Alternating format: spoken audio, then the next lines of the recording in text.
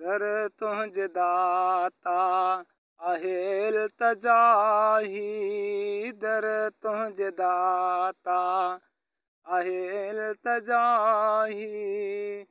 टार तूं मुसीबत ओ मुसीबत खे टार, ओ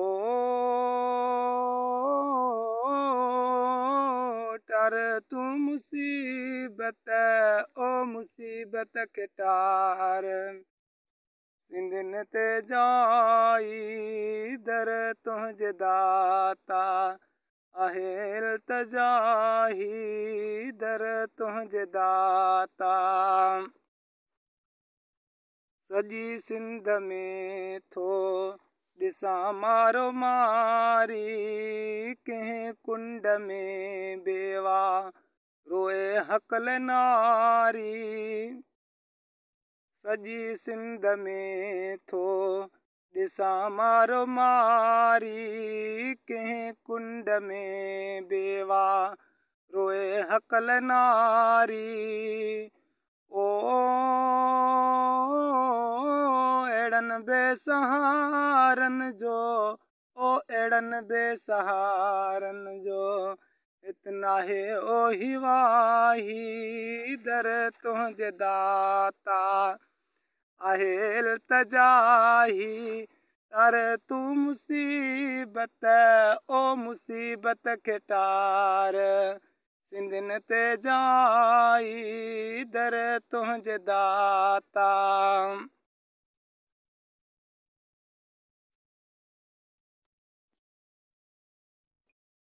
अमड़ सिंध जो अॼु रत में रंगीन झोली, मरन भाव मुंहिंजा जिनजो सिंधी ॿोली।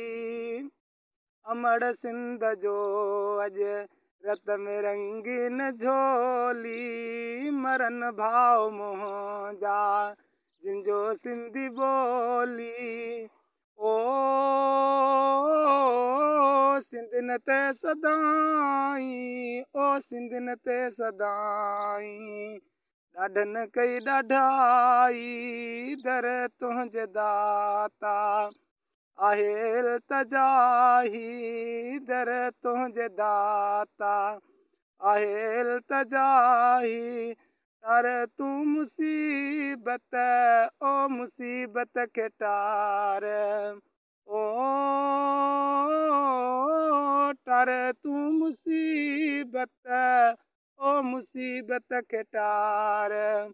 सिंधियुनि ते जाई दर तुंहिंजे दाता आहे इल्तिजाही। ॾिसी रत बचन जो रोए सिंध जी जल, ईअं मां थो सम्झां घुरे दुआही हर पल। ओ ॾिसी रत बचन जो रोए सिंध जी जल, ईअं मां थो सम्झां घुरे दुआही हर पल। ओ रहन भाव थी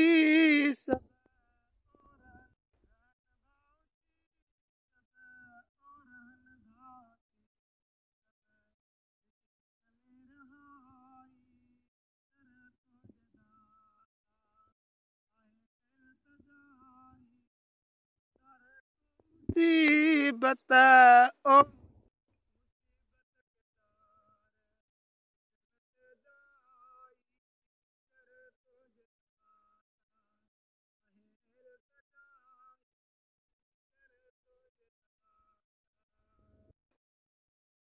रहम कर तूं राज़िक राज़ी थी असां खां, चलगिरी आजिज़ घुरे दुआही तोखां। रहम कर ए राज़िक राज़ी थी असां खां, चलगिरी आजिज़ घुरे दुआही तोखां। ओ